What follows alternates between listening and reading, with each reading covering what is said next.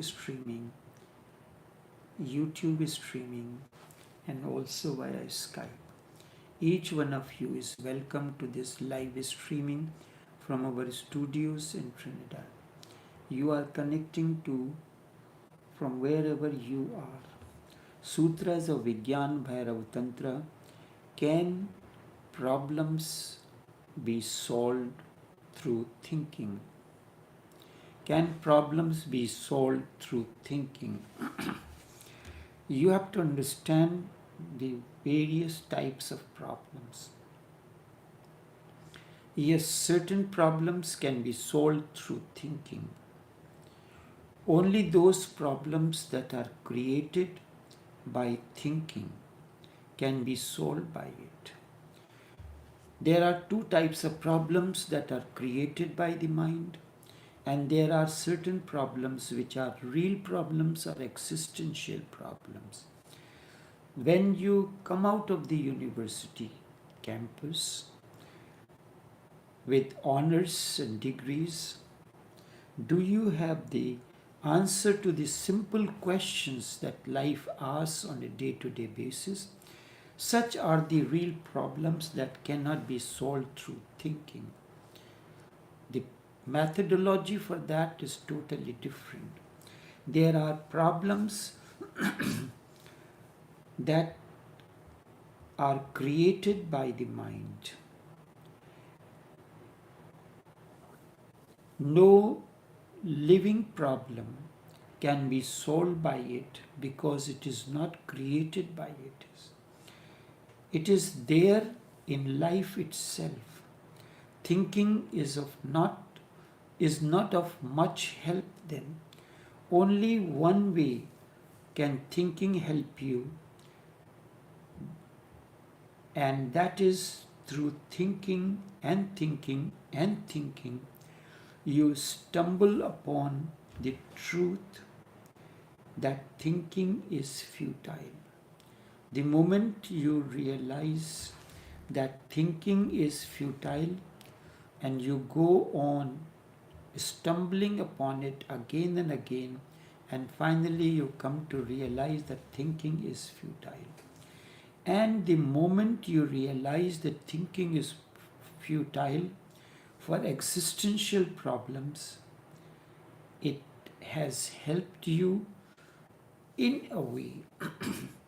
It is through thinking you have come to this realization.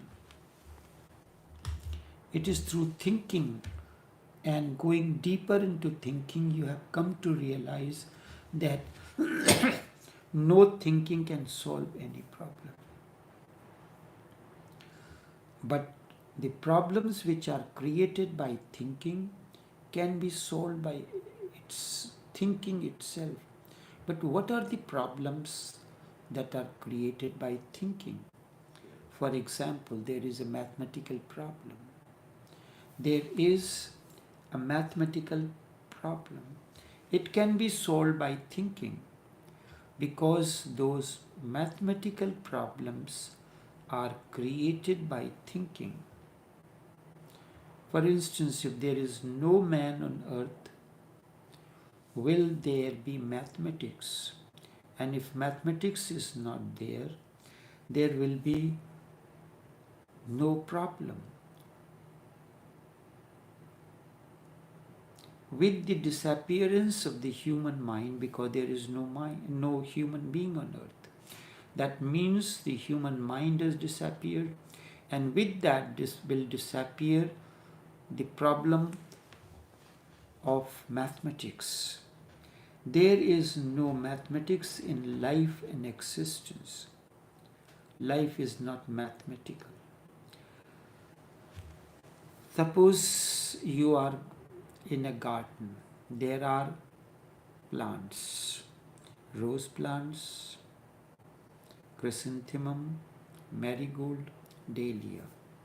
You are counting how many rose plants are there, how many marigold, how many chrysanthemum, different plants are there. You have counted them. This is the problem that you have created by the mind. Suppose your number reaches 10 rose plants, 5 chrysanthemum. So will you find anywhere in number 10, number 5, number 3, any number? There will be no number in the garden. The only thing that will be there is rose plants, marigold plants, chrysanthemum plants. But none of these, the mathematical numbers will not be there in the garden. The numbers is a mathematical, is a mental thing. Through the mind you decided for certain purpose, it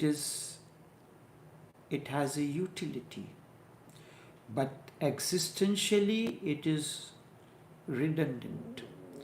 The number of plants, how many number of plants are there, it has nothing to do with the growth and the beauty of the plants, of the rose plants.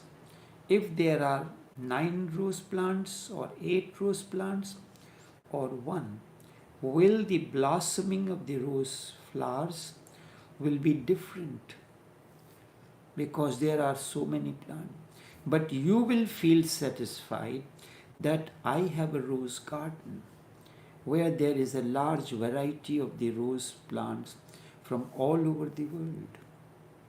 Will that, it will satiate you, it will satisfy your ego that you have the most beautiful rose garden, but it will not affect the blossoming of the roses, their quality. That will depend on existentially how you are taking care of each plant, not by counting them, not by putting the names and so. Yes, it can be useful when somebody wants to explore what different variety of the rose plants are there. The 3 is the quality given to the 3 or 10 or any number is the quality given by the mind. It is the projected quality that is quantitative. 10 rose plants. Then to be more specific, how many white roses? But 2 white rose plants are not of the same texture, or 2 yellow rose plants or red rose plants are not of the same texture and same quality. Each rose plant is complete in itself, it is total. Its problem is individual, existential, when it is not being nourished and nurtured properly. That time mathematics will not come in use.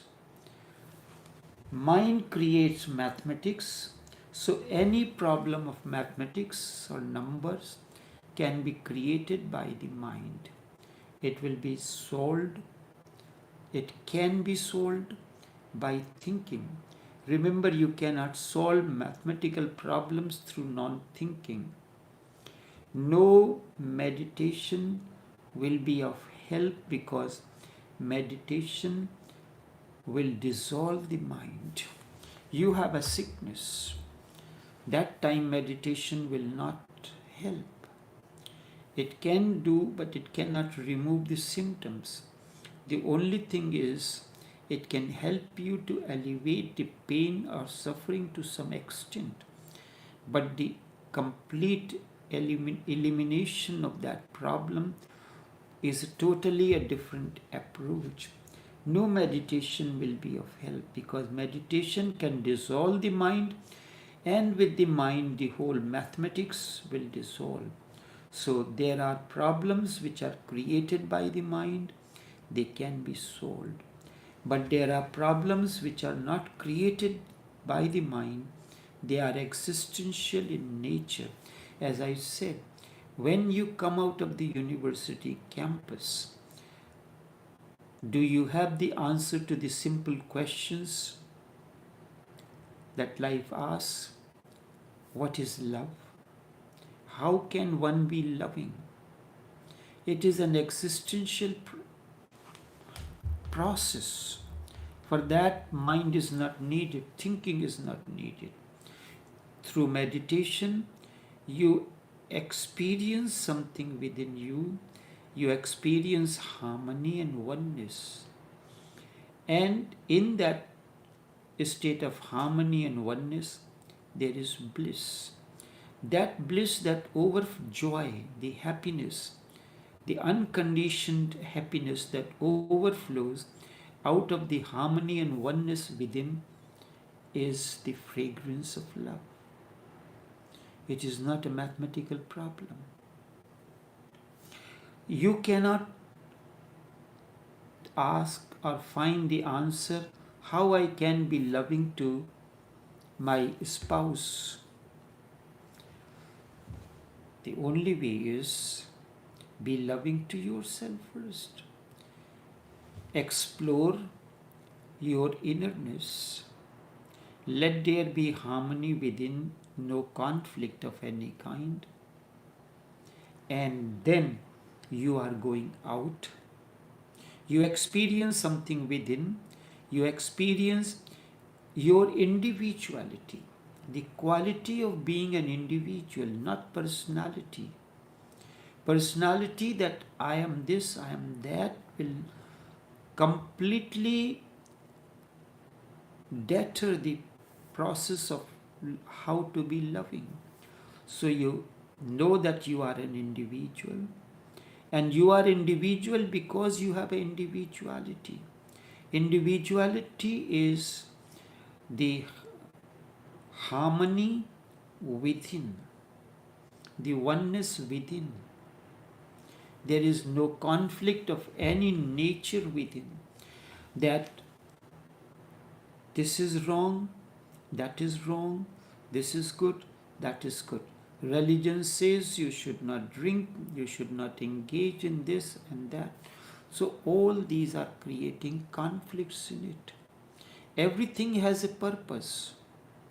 And once it is used in moderation, with awareness, then there is nothing in this world that is worth living, and there is nothing that is worth holding.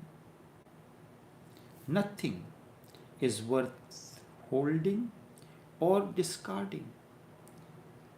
Let me take simple example. Sex is not worth holding and is not worth discarding. It is neutral. When you reach the destination, you will find that all that was superficial in you had slipped out of your hand without any effort. So this is once you have experienced and discovered your individuality, the quality of being an individual, there is oneness within. That oneness, with that, you realize that all are one. The two people sitting on the couch, trying to love one another, but they have not discovered their individuality. The moment they discover their individuality, they become the pool of bliss or happiness. The mind is not there. There is oneness. You realize that we are all one. Do you find there is a problem between two electrical bulbs in a house? No. Each one of them is living its individuality, manifesting its individuality, the individual quality, and when two are living, manifesting, exhibiting their individuality in whatever form they are, there is a greater illuminity, more light, more understanding. For example, love. It is an existential problem. You cannot solve it by thinking. Rather, you will get more puzzled if you try to solve it through thinking. The more you think, the less you will be in touch with the source of the problem. Meditation will be of help, and it is of the only help. It will give you the insight. It will lead to the unconscious roots of the problem. Where is the problem? Problem is not love. Along with love, many other things that come hooked onto it. That is what is the problem, and if you think it, you will remain on the surface. You have to go to the root. So remember, life problems, the existential problems, cannot be solved through thinking. On the contrary, really, because of too much thinking, you are missing the solutions. The more problems are created, and more problems are created. For example, death. Death is not a problem created by thinking. You cannot solve it by thinking. Whatever you think about how to solve it, and you think that can I solve it, you can console yourself, and you can think that consolation is the solution. It is not. You are simply deceiving yourself. Simply deceiving yourself. That is possible through thinking. You can create explanations, and through explanations you think that you have solved the problem. You can escape the problem through thinking, but you cannot solve it. And see the distinction clearly. For example, death is there. Your beloved dies, or your friend, or your daughter. Death is there. Now what can you do it? Can you think about it? You can think, and you can say, convince yourself that soul is immortal because you have read it. In the Upanishad, it is said that soul is immortal, only the body dies. Have you discovered the discontinuity between the body and the soul? In the Upanishad, it is said soul is immortal, it is never born, never dies. But have you discovered, realized, and experienced that which is never born, never dies in you? Introspect. Well, if you really know the soul is immortal, then death has not occurred. There is no problem at all. But the problem is there because death has occurred, and you are disturbed and deep in sorrow. Now you want to escape this sorrow. Now somehow you want to forget it, forget this sorrow, and you did not experience, realize that which is never born, never dies within you. Through meditation you can take the explanation that soul is immortal, Now, this is the trick. Now that the soul is not immortal, not that the soul is not immortal, soul is immortal, is never born, never dies. I am not saying that, but for you it will remain a trick because you have not, while you was living in the body, did you realize anything which has never changed in you before? You can analyze. Your form has been changed many times before you was born. You was born as an infant state, you went child, teenage, youth, and with that, associated with that, there were bodily changes and emotional changes.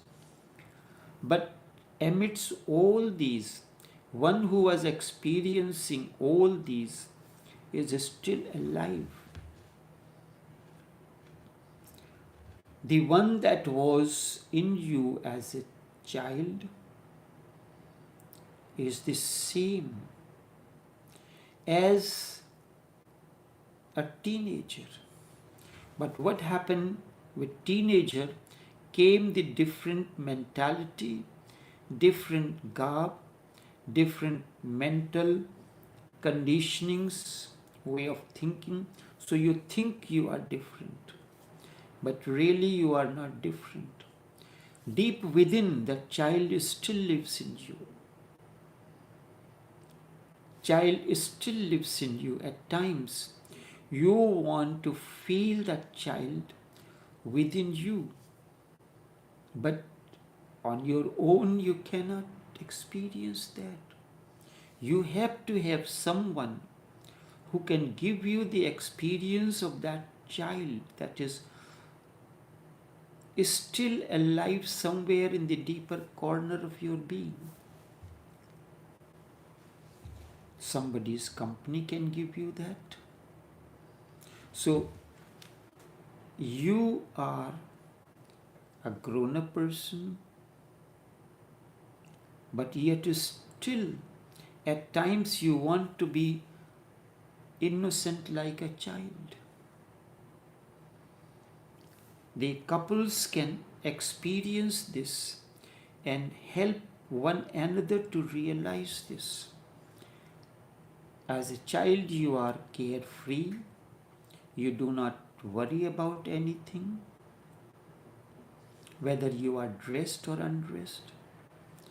Whatever you want to say, you say it, that innocence.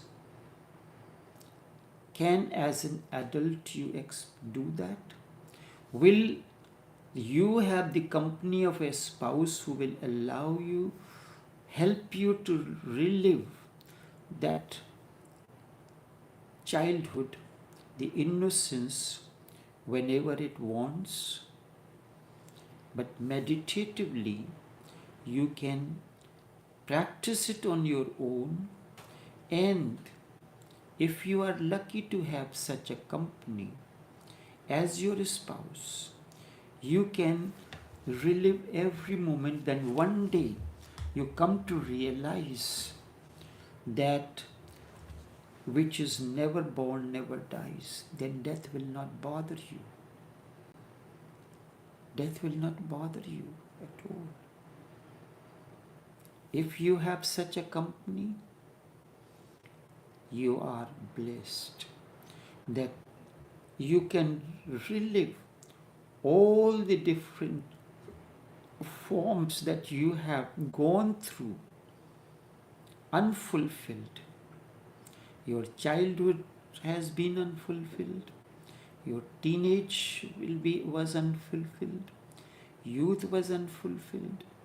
So when this is unfulfilled, you do not see the continuity in that. It is the same thing. There is a continuity between a seed, a bud, through different stages of the bud, different sizes, then it's blossoming. It is the same seed that was hidden potentiality in the seed that has blossomed into a bud opens into a flower. This is a continuity. If that potentiality was not there, so what happened there? The difference between a flower and you is the difference of the mind. The flower is unconscious. You are conscious. But the consciousness is not there.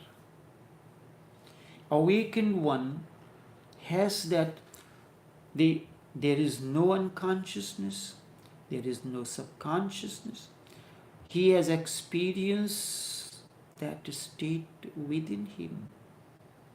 So he can manifest any of those states at any moment and with anyone if the need arises. And for the process of the growth and process of enlightenment to happen, each one of you had to relive all those states knowingly, consciously, so that you can experience that which has never died, never born within you. You can take the explanation of the soul, explanation that soul is immortal, it is trick. Have you really known that it is the seed that has become the bud? You are thinking, you think that the child in you has become a teenage. But this thinking gives you a discontinuity between the two. You have to live that. How can you live? Meditatively you can live. If you are blessed to have such a company, you can live in that company, in the presence of that person. You can live your childhood. You can live your teenage. You can live your every moment of life which you feel that you have missed in life. If you do not have such a company, then you can do it through meditatively. Or with the master you can create a situation to live those moments whenever there is such an opportunity. Really, there is no problem, no solution to the problem. Nothing has been solved. You have to transcend the problem. The next day someone else will die and the same problem will arise. You are at the cremation ground, you are detached. The moment you come out of that situation, the normal life begins. What had happened? You see the people dying. Every day you attend the funerals. More often you attend the funerals. Does it has changed anything in you? Has anything changed in you when you saw this? Has anything changed in you when you saw a sick person? Has anything changed in you when you saw an old man? Buddha never saw any of these things, and you are seeing every day. When first time he saw an old man, a sick and dead, life transformed, changed. He went on this search for that. What is the cause of the suffering of a sick? What is the cause of the lament for the dead? What is the cause of this old age to come? And that's where his inquiry into self began. And Buddha, Gautam, Siddhartha, went on to that inquiry. How many times when you are at the cremation ground, how many cremation funerals have you attended? Has any of those transformed you or taken you into a different realm to reach? Again somebody dies and the same problem will be there. You will console and you will say, Nainam chindanti shastrani nainam dahati pavaka. You will chant the verses of Bhagavad Gita, or soul never dies, never born, it is immortal, weapons can cut it not, water can moisten it not, fire can burn it not. Nainam chindanti shastrani nainam dahati pavaka. Na kledayanta apo na soshayati maruta. Air cannot dry it, water cannot moisten it, fire cannot burn it. Soul is immortal. This is simply verbal, a thinking for you, not a realization. Realization happened to Buddha, and to whoever this has happened, their life has undergone transformation. There is no problem for Buddha. It's not that after Buddha became enlightened, people did not die, people did not get sick, people did not get... It's not that he became detached from all those sufferings. And only then he can console the others. Only then such a person can take you beyond the state that you consider as problems. Death is a problem. Sickness is a problem. And you can live with this problem throughout your life.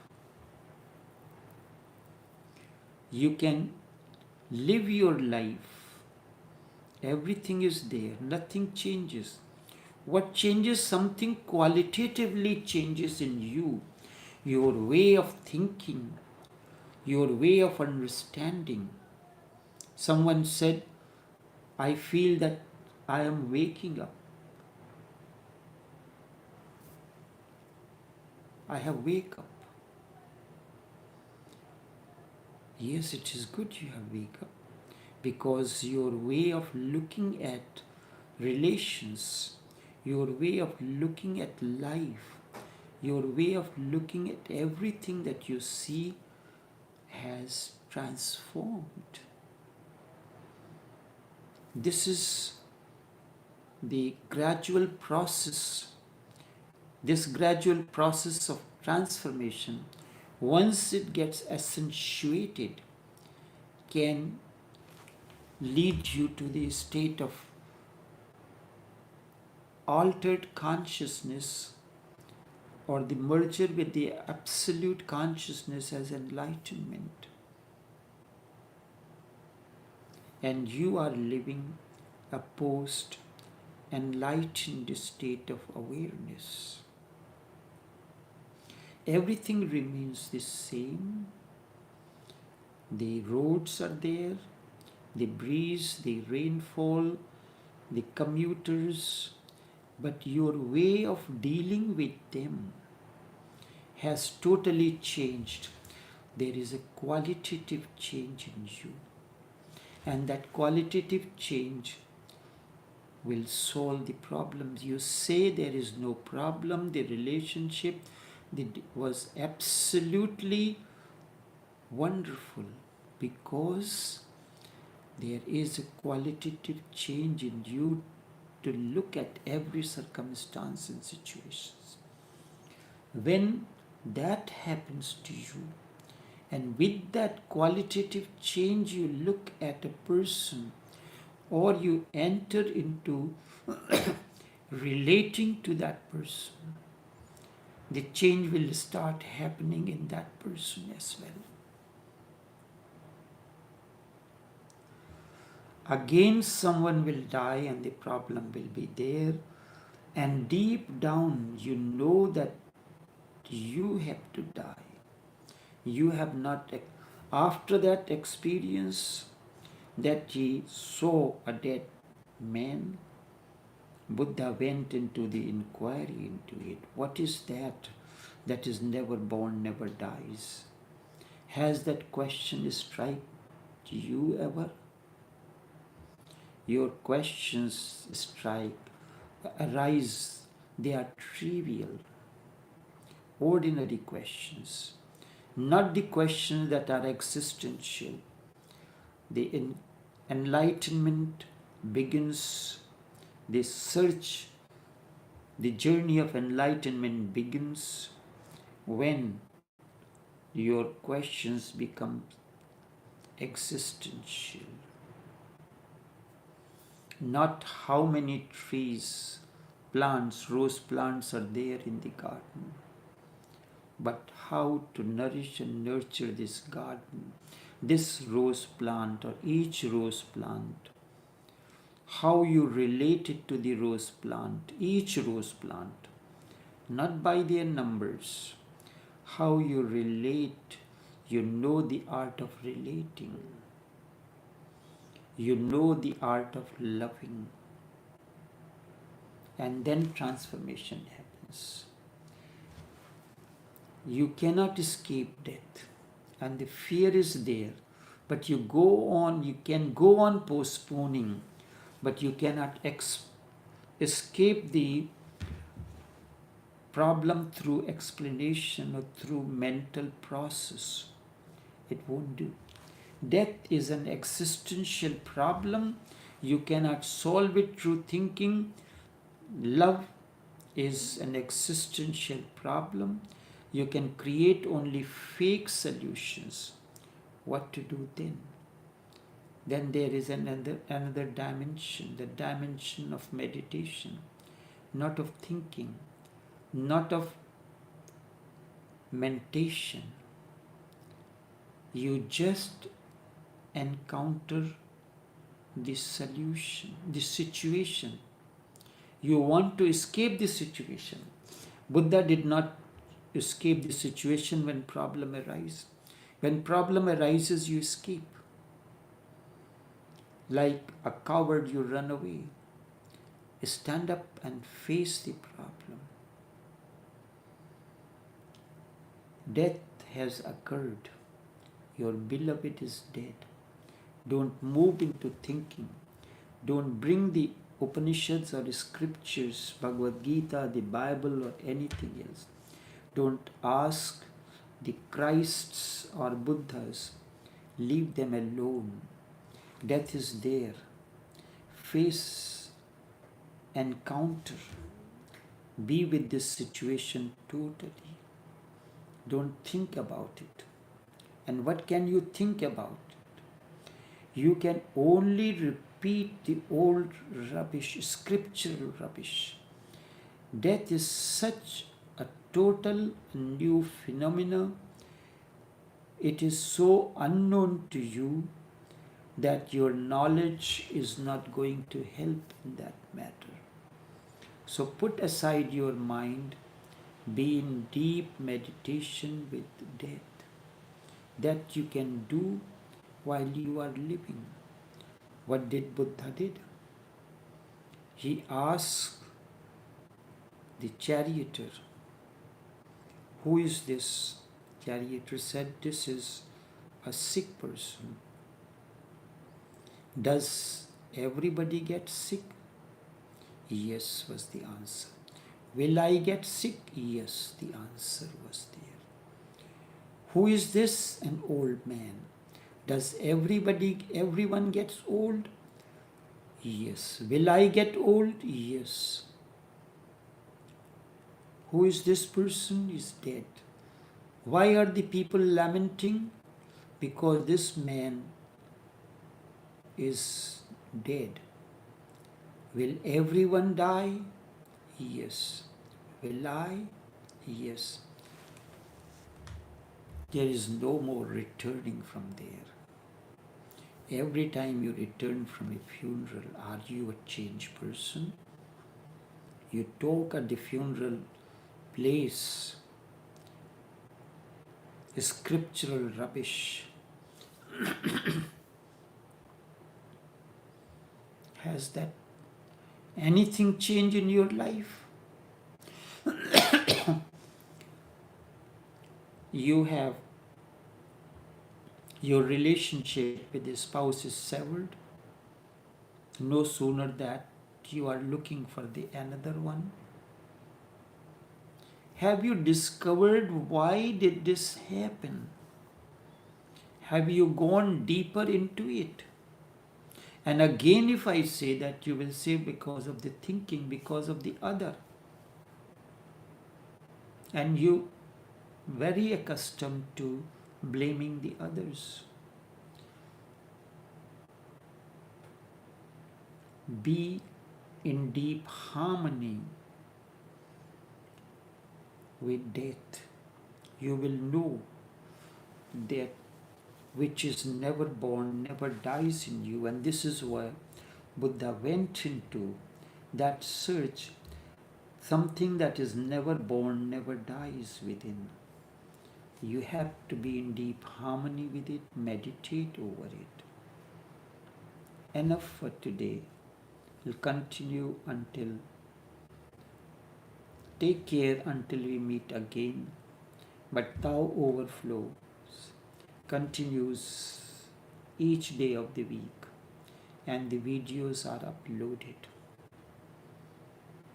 But people do not have time. They say, whenever I get a chance, I listen to it. The talks are motivational. But when I get a chance, I listen to it. This will not help. You have to reach to the point that nothing is important to me. For Buddha did not say that when I will get a chance to meditate, he forget about everything and focused only on finding the answer and seeking that which is never born, never dies within him. With that intensity, the life will undergo transformation. Enough for now.